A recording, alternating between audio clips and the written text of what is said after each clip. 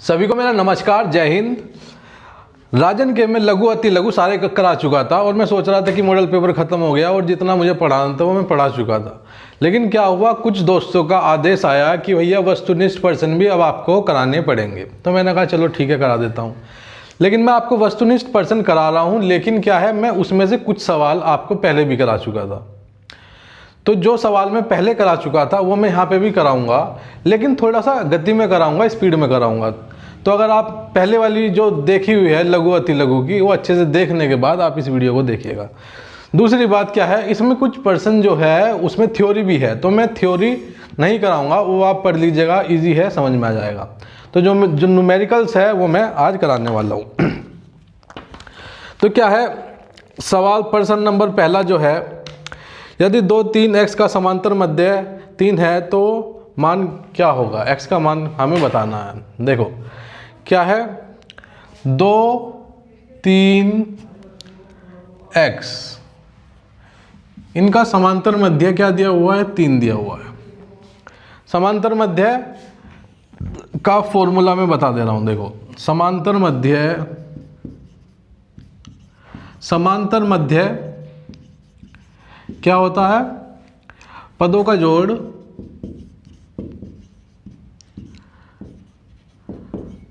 जोड़ बटे पदों की संख्या।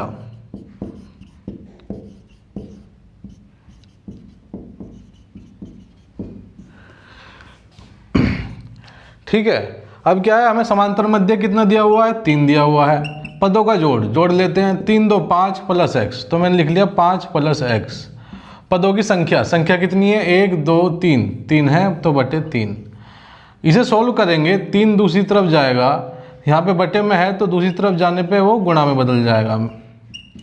ये हो गया 5 प्लस x। ये 3 3 9, 5 बराबर से दूसरी तरफ जाएगा, इधर प्लस का है तो इधर जाने के बाद वो किस में बदल जाएगा, माइनस का, बराबर x। तो 9 में से 5 गए, 4 इसका, ये x की वैल्यू 4 आ गई। तो हमारा ऑप्शन ए सही हो गया। अगला सवाल है 2 बटे x माइनस 1 प्लस 3 बटे 1 माइनस x का हमें सरल करना है, मान पता करना है। तो इन्हें जोड़ने के बाद क्या आएगा ये हमें पता करना है।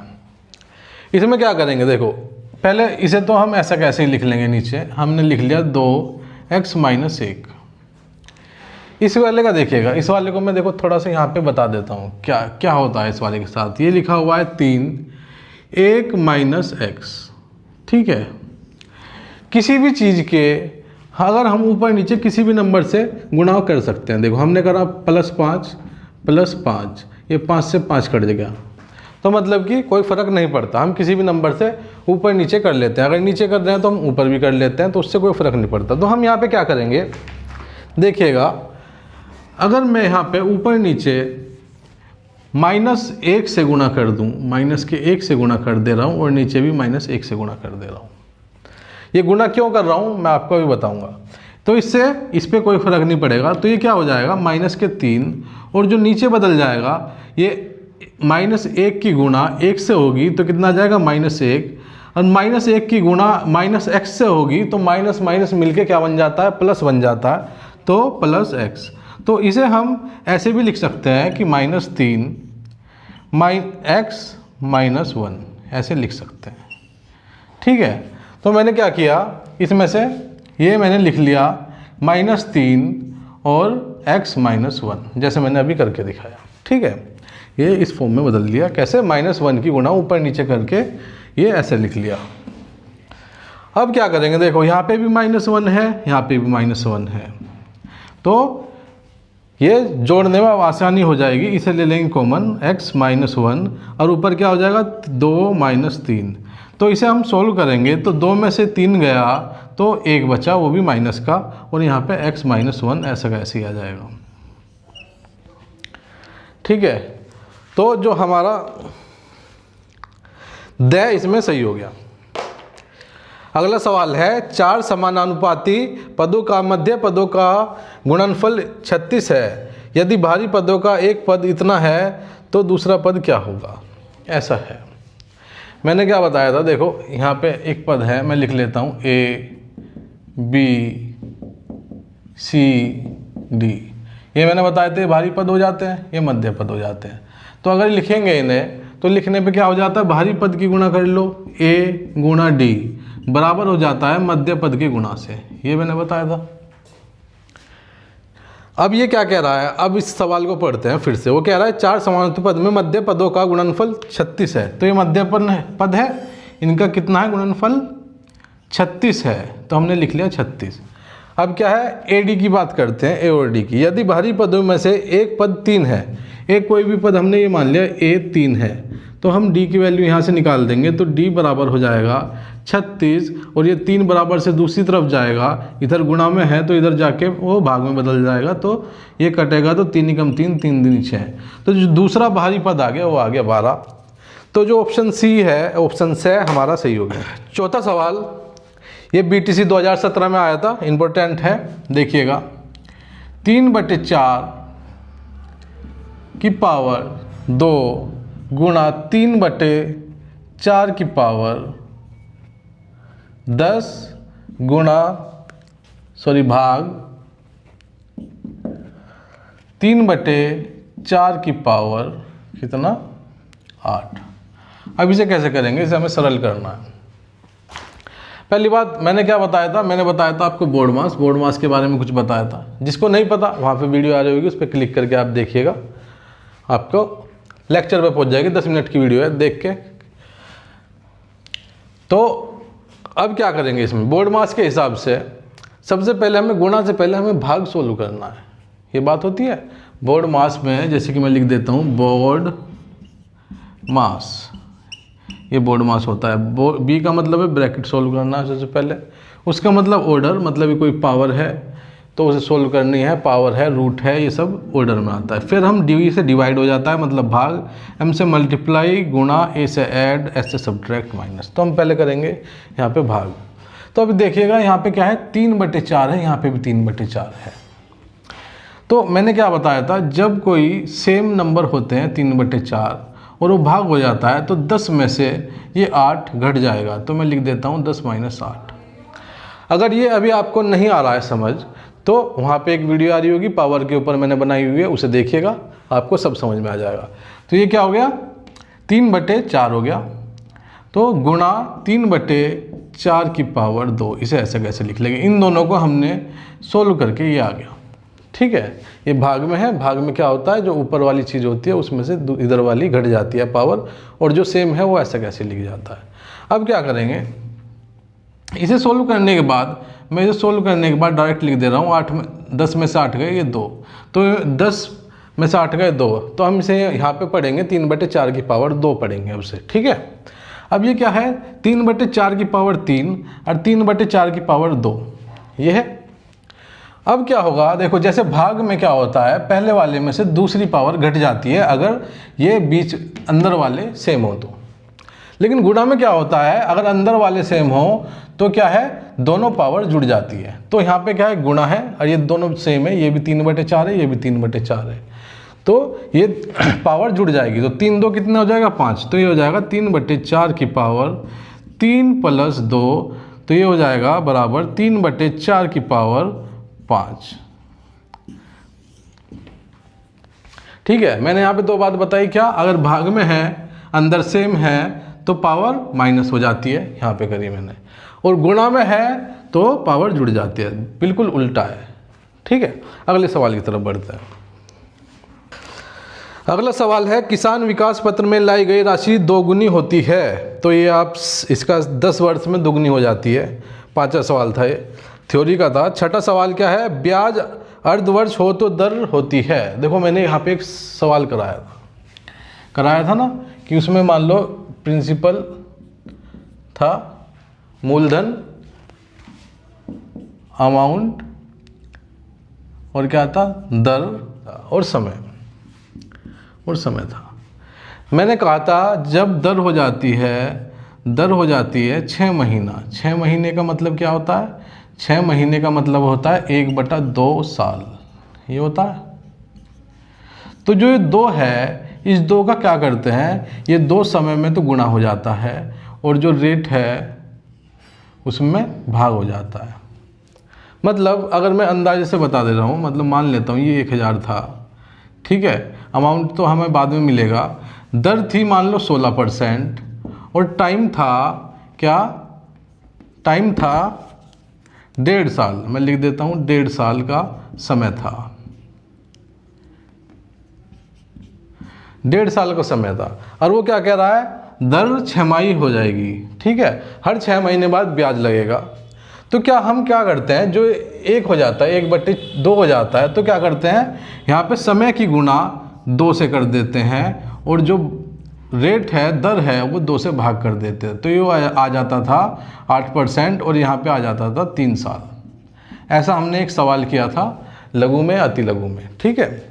इसमें इसने कहा है ब्याज अर्धवार्षिक हो, तो अर्धवार्षिक हो, अर्धवार्षिक का मतलब 1/2 साल। अब वो कह रहा है कि ब्याज 1/4 हो, तो ऐसा सवाल अभी तक आपके मॉडल पेपर में नहीं आया है, पर आप देख लीजिए, हो सकता आ जाए। अगर वो कह रहा है ब्याज 1/4 हो, तो मतलब कि ब्याज यहाँ पे क्या है, अर्धवार्षिक लग रहा था, मतलब कि हर 6 महीने में लग रहा था। अब यहाँ पे वो कह रहा है ब्याज लगेगा हर 4 महीने बाद। 1/4 का मतलब होता है 3 महीने बाद, ठीक है। 1/4 का देखो 12 महीने होते हैं एक साल में, 12 का 1/4 करेंगे हम तो मतलब कि कितना आ जाएगा, 3 महीना। 3 महीना का मतलब होता है जो ब्याज है वो 1/4 साल का 1/4 लग रहा है, मतलब हर 3 महीने में लग रहा है। अगर वो ये भी कह सकता है कि अगर ब्याज 3 महीने में लग रहा है तो हर 3 महीने में लग रहा है। यहाँ पे जो बात हो रही है वो हो रही है चक्रवर्ती ब्याज की, ठीक है, चक्रवर्ती ब्याज की हो रही है, तो उसमें ऐसा सीन होता है।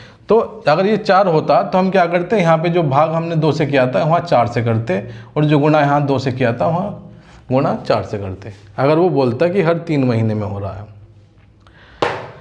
ठीक है। तो आगे की तरफ बढ़ते हैं। तो इसका जो उत्तर हो जाएगा वो क्या कह रहा है, अगर अर्धवार्षिक हो तो दर क्या हो जाती है, तो दर क्या बताया मैंने, दर ये वाली दर हो गई, ये क्या हो जाती है, ये हो जाती है आधी, ठीक है। यहाँ पे हमने देखा कि आधी हो जाती है, तो ये कह रहा है दुगनी आधी, तो वह इसका सही उत्तर हो गया। ऐसे सवाल मैं करा चुका हूँ, उस पर ध्यान दीजिएगा, इम्पोर्टेंट सवाल है, आने की उम्मीद है। अब वो क्या कह रहा है, कोई धन किस ब्याज की दर से 12 वर्ष में दोगुनी हो जाती है। देखो यहाँ पे एक बात है, एक बात क्या है, उसने जो ये सवाल दिया हुआ है उसने ये नहीं बताया हुआ कि ये चक्रवृद्धि ब्याज है या फिर साधारण ब्याज है। अगर वो ये नहीं बताता कि वो चक्रवृद्धि ब्याज है या साधारण ब्याज है तो हम उस सवाल को हमेशा साधारण ब्याज लेके चलेंगे। वो कोई ना कोई आपको इशारा करेगा। अगर जैसे कि इससे ऊपर वाला सवाल था, वो कह रहा है कि ब्याज अर्धवार्षिक हो, तो इसका मतलब अर्धवार्षिक किस में होता है, अर्धवार्षिक होता है चक्रवृद्धि ब्याज में हमेशा। अब ये क्या कह रहा है, 7वां सवाल है, कोई धन किसी ब्याज की दर से 12 वर्षों में दुगना हो जाता है। इसने ये नहीं बताया हुआ यहाँ पे कि साधारण ब्याज की बात कर रहा है या चक्रवृद्धि ब्याज की बात कर रहा है, तो हम यहाँ पे साधारण ब्याज लेके चलेंगे हमेशा। तो अब देखते हैं वो क्या कह रहा है, कोई धन किसी ब्याज की दर से 12 वर्षों में दुगना हो जाता है। देखो अगर कोई धन है, मान लो ये मूलधन हो गया P, 12 वर्षों में 12 वर्ष में क्या बोल रहा है वो कि वो दुगना हो जा रहा है। तो दुगना हो जा रहा है तो इसका मतलब है 12 वर्ष में वो 2P हो जा रहा है कि नहीं। 12 वर्ष में दुगना हो जा रहा है तो इसका मतलब जो उसे ब्याज मिला 12 वर्ष में वो कितना मिला, P मिला। क्लियर, जो ब्याज मिला उसे वो एक मूलधन जितना था उतना ही उसे ब्याज मिल गया, ठीक है। तो यहाँ पे क्या हो जाएगा, ब्याज हो जाएगा बराबर मूलधन के। अगर मैं इसे अल्फ़ाबेटिकल लैंग्वेज में लिखूं तो ब्याज को हम लिखते हैं, साधारण ब्याज को I लिखते हैं और मूलधन को लिखते हैं P। क्लियर। साधारण ब्याज का फॉर्मूला क्या था हमारे पास, साधारण ब्याज मतलब हम I से लिखते हैं, I को मानते हैं साधारण ब्याज, बराबर होता है PRT बटे 100, ये बताया था मैंने, बीच में गुणा का निशान होता है, ठीक है। अगर मैं इसे सोल्व करूं, इसे मैं सोल्व कर रहा हूं, देखो I बराबर P गुणा R गुणा T, ये मैंने लिखा है अभी, ठीक है। अब क्या है, हमें पता चल गया क्या, आई जो है वो पी के बराबर है, तो मैं आई को क्या लिख लेता हूँ, पी लिख लेता हूँ। ठीक है, पी लिख लिया मैंने, और बाकी का सवाल देखते हैं कैसा होगा। पी लिख लिया, ठीक है। दर उसने दी हुई है, दर हमें पता करनी है, तो हम इसे भी ऐसे का ऐसे ही आर लिख देंगे। और जो टाइम है, जो समय है, वो कितना दिया हुआ है, 12 साल, तो हमने लिख लिया यहाँ 12 साल बटे 100। ये P है, इधर गुणा में है, दूसरी तरफ जाएगा तो ये भाग में चले जाएगा, मतलब बटे P हो जाएगा, तो ये इससे कट जाएगा। तो कटने के बाद यहाँ 0 नहीं 1 बचेगा। जब यहाँ 1 बचेगा, ऐसे ही ये 100 जब दूसरी तरफ जाएगा, इधर भाग में है तो ये गुणा में चल जाएगा, तो आ जाएगा 100 बराबर R गुणा 12। 12 गुणा में है, दूसरी तरफ जाएगा बराबर से, तो वो किस में बदल जाएगा, भाग में बदल जाएगा। तो R हमारे पास आ जाएगा 100 बटे 12। अगर मैं 100 बटे 12 को सोल्व करता हूँ, देखो यहाँ पे मैं सोल्व कर रहा हूँ 100 बटे 12। 100 बटे 12 को मैं सोल्व करूँ तो 12 अट्ठे 96 4 बटे 12 ये आ जाता है। तो इसे काट लूँगा मैं, तो 1 बटे 3 आ जाएगा, मतलब 8 सही 1 बटे 3 आ जाएगा। इस दर से वो देगा ब्याज, लेगा ब्याज, तो उसका 12 साल में 2 गुना हो जाएगा। अब क्या है यहाँ पे देखने वाली बात है, ऑप्शन में कहीं भी ये नहीं दे रखा 8 सही 1 बटा 3, लेकिन 8 दिया हुआ है, तो इसके सबसे जो आसपास की वैल्यू दी हुई है वो 8 दिया हुआ है, तो 8 ही इसका सही उत्तर होगा। 8वां सवाल वो क्या कह रहा है, 4 महीने में 50 रुपये का 1 पैसा प्रति रुपया। देखो यहाँ देखिएगा ब्याज कितना लग रहा है, 1 रुपये पे कितना ब्याज लग रहा है, 1 पैसा ब्याज मिल रहा है। ठीक है, ये जैसे इसने कहा है कि 1 पैसा प्रति रुपया, 1 पैसा प्रति रुपया का मतलब हुआ 1 रुपये पे 1 पैसा उसे ब्याज मिल रहा है। अगर 1 रुपये पे 1 पैसा मिल रहा है तो 50 रुपये पे कितना मिलेगा, 50 रुपये पे मिलेगा। भाई इधर भी मैं 50 की गुणा कर दे रहा हूँ, तो इधर भी करनी पड़ेगी, तो 50 पैसा मिलेगा ब्याज। 50 रुपये पे 50 पैसा लगेगा। अब देखते हैं कितने समय में, 4 महीने में 50 रुपये का 1 पैसा प्रति रुपया प्रति महीना, मतलब 1 महीने में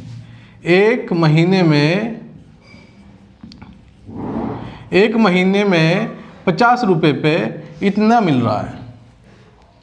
तो 4 महीने में कितना मिलेगा, 4 महीने में अगर ये 1 महीने में मिल रहा है तो 4 महीने में मिलने के लिए 4 से गुणा कर देंगे, तो 50 पैसे की का अगर 4 से गुणा करेंगे तो कितना आ जाएगा, 2 रुपया आ जाएगा कि नहीं। 1 महीने में जो ब्याज मिल रहा है 50 पैसा मिल रहा है, 4 महीने में कितना मिलेगा, 50 पैसा प्लस 50 पैसा प्लस 50 पैसा प्लस 50 पैसा, 4 महीने हो गए तो कितना हो गया है, 2 रुपया हो गया। ठीक है, अगला सवाल, 1000 का 10% वार्षिक ब्याज की दर से 2 वर्ष के चक्रवृद्धि व साधारण ब्याज का अंतर होगा। देखो इसमें मूलधन जो दिया हुआ है वो कितना दिया हुआ, 1000, और जो दर दी हुई है, दर हम लिखते हैं R से, तो जो R दिया हुआ है वो कितना दिया हुआ है, 10%। समय दिया हुआ है 2 वर्ष का, तो समय मतलब टाइम 2 वर्ष का चक्रवृद्धि व साधारण ब्याज का अंतर क्या होगा। ठीक है, चक्रवृद्धि व साधारण ब्याज का अंतर क्या होगा। तो इसके 2 तरीके हैं। देखो इसका क्या तरीका है, पहले तो हम देख लेते हैं कि 2 वर्ष में मैंने निकाल लिया चक्रवृद्धि ब्याज। ठीक है, चक्रवृद्धि ब्याज मैंने निकाल लिया। चक्रवृद्धि ब्याज अगर मैं निकालूंगा तो क्या हो जाएगा, देखो फॉर्मूला ऐसा होता है इसका, 1 + R/100, और यहाँ पे समय आ जाता है टाइम। तो P 1 + R/100 ये चक्रवृद्धि ब्याज का कंपाउंड इंटरेस्ट का। ठीक है, कंपाउंड इंटरेस्ट माइनस इसमें आ जाता है -P।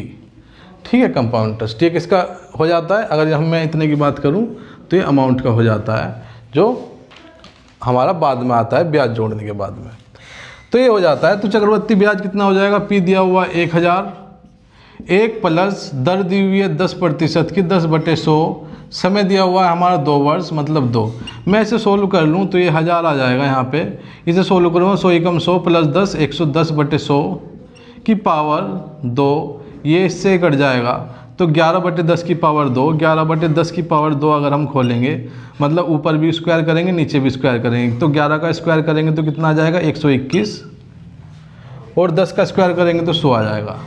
तो ये मैं काट दूंगा 2 0 2 0 तो ये आ गया बराबर 1 2 1 0। ये क्या आ गया चक्रवर्ती आ गया मिश्रधन। अब मिश्रधन में से हमें p माइनस करना है मतलब मूलधन माइनस करना है। मूलधन माइनस करेंगे मूलधन कितना 1000 तो यहाँ भी 1000 माइनस होगा तो इसका जो चक्रवर्ती ब्याज आ गया वो कितना आ गया 210।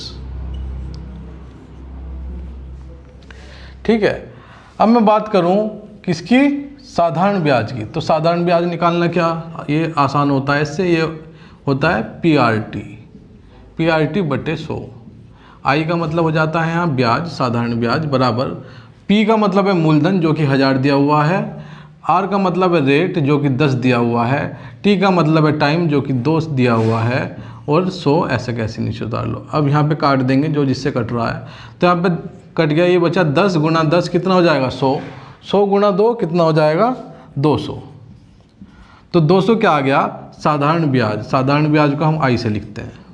ठीक है, तो ये क्या है अब वो पूछा है उसने कि चक्रवर्ती ब्याज और साधारण ब्याज का अंतर क्या होगा। ये तो चक्रवर्ती ब्याज कितना आया 210 तो 210 माइनस 200 कितना आ जाएगा 10 आ जाएगा तो 10 का अंतर है। ठीक है, अब मैं आपको एक अच्छी बात बताता हूँ, एक बढ़िया मज़ेदार बात बताता हूँ। अगर आपका कभी ऐसे सवाल आ जाए तो इसका एक शॉर्टकट तरीका होता है। क्या होता है जो दर दी हुई है उसने, ठीक है, उसे आप क्या करो 2 बार, एक बार तो ऊपर गुणा कर लो और नीचे क्या 100 लिख दो तो आपका क्या आ जाएगा प्रतिशत आ जाएगा। तो इससे क्या आया 1% आ गया।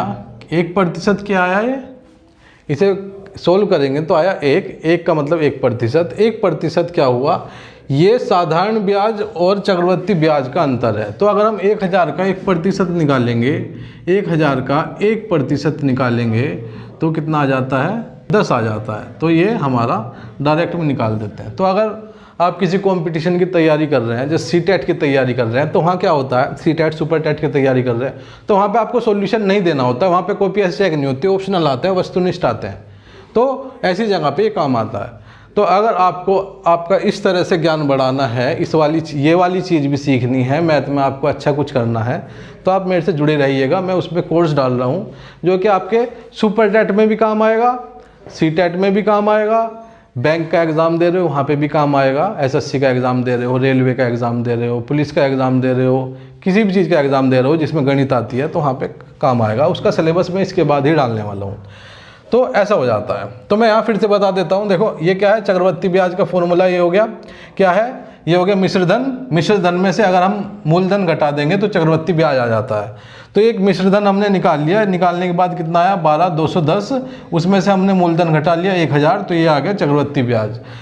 साधारण ब्याज का हमें फॉर्मूला पता ही है PRT है, PRT हमने लिख लिया। P क्या है इसमें मूलधन, R क्या है दर, टाइम क्या है 2 साल, हमने ये सब लिख लिया। जो काट पीट रहा था काट पीटने के बाद हमारे पास कितना आया साधारण ब्याज 200 आया। अगर हम चक्रवर्ती ब्याज में से साधारण ब्याज घटा देंगे तो आएगा 10। हमेशा चक्रवर्ती ब्याज ज़्यादा आता है साधारण ब्याज से अगर उसके मूलधन दर और समय से समान हो तो। ठीक है, क्योंकि इस पे क्या है ब्याज पे भी ब्याज लगता है चक्रवर्ती ब्याज में, इसलिए ये हमेशा ज़्यादा आता है। अगला सवाल 10वां सवाल है 100 का 10% प्रति वर्ष की दर से 1 वर्ष का चक्रवर्ती ब्याज क्या हुआ। तो मैं बता चुका हूँ ऐसे ही।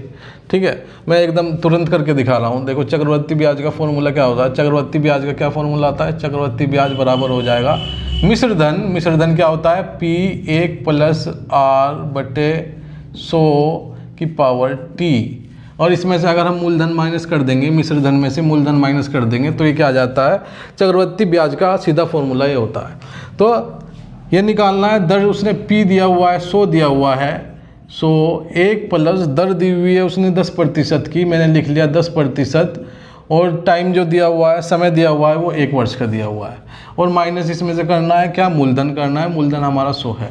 तो इसे अगर हम सोल्व करेंगे तो 100 यहाँ आ जाएगा 100 एकम 100 प्लस 10 110 बटे 100 की पावर 1 है। किसी की पावर 1 होती है तो उसका मतलब पावर है ही नहीं।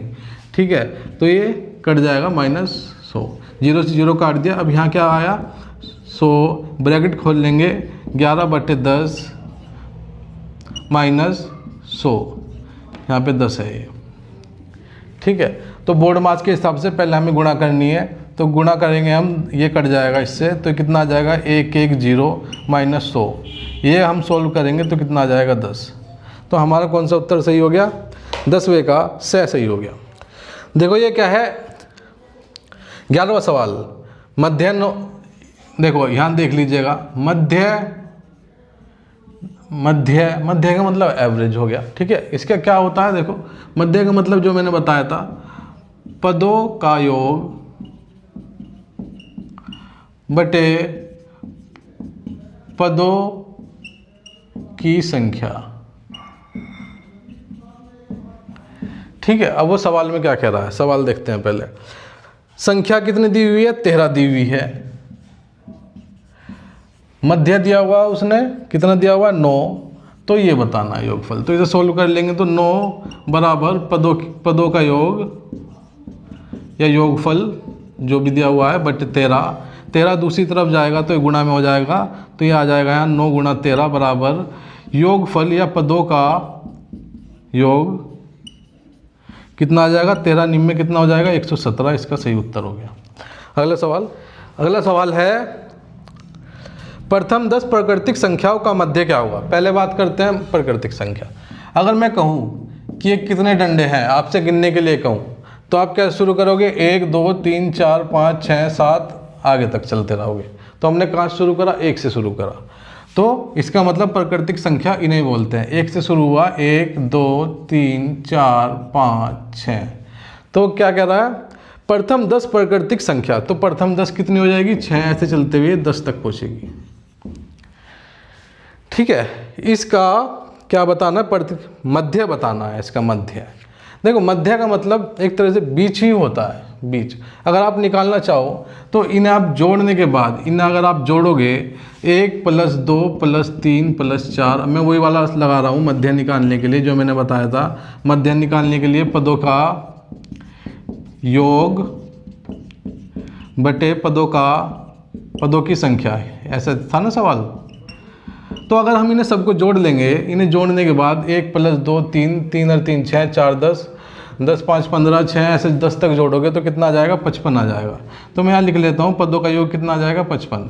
पदों की संख्या कितनी है, 1 से लेकर 10 तक, कितनी 10 संख्या है। तो मध्य क्या जाएगा, 55 का हम गुणा भाग करेंगे 10 से, तो क्या हो जाएगा, ये 0 जो है, 1 0 है, तो यहाँ से गिनो 1 और यहाँ लगा दो दशमलव। 2 0 है तो इधर से गिनना शुरू करो अपने सीधे हाथ की तरफ से और वहाँ संख्या लगा दो। देखो बताता हूँ आपको, अगर है 6 5 4 बटे 100, तो हम क्या करना है, 2 0 है तो हमें सीधे हाथ की तरफ से गिनना शुरू करना है, 1 2 गिना और यहाँ दशमलव लगा दो। तो इसे आप भाग करके भी देखोगे तो ये आएगा 5.5। अगला सवाल, 14वां सवाल लेते हैं यहाँ पे हम। वो क्या कह रहा है, इनका परिसर है। देखो परिसर में क्या होता है, देखो परिसर में क्या होता है, जो भी उसकी मैक्सिमम वैल्यू दी हुई है सब में, मतलब कि अधिकतम माइनस न्यूनतम, जो भी स्पेलिंग होती होगी इसकी, ठीक है, अधिकतम माइनस न्यूनतम। अब इसमें देखते ये दिया हुआ है 2.7 2.7 2.8 ऐसे ऐसे दिया हुआ है। तो इसमें सबसे ज़्यादा क्या है, अधिकतम कौन सा है, अधिकतम मैं देख रहा हूँ इसमें 3.2 है ना, ये सबसे ज़्यादा वाला है इसमें। और न्यूनतम की बात करें तो सबसे जो कम वाला है वो है 2.1, 2.1 से कोई छोटा नहीं है, तो -2.1, इसमें से हम घटाएंगे तो आ जाएगा 1.1, तो इसे ही बोलते हैं परिसर, ठीक है। इंग्लिश में इसे बोलते हैं रेंज।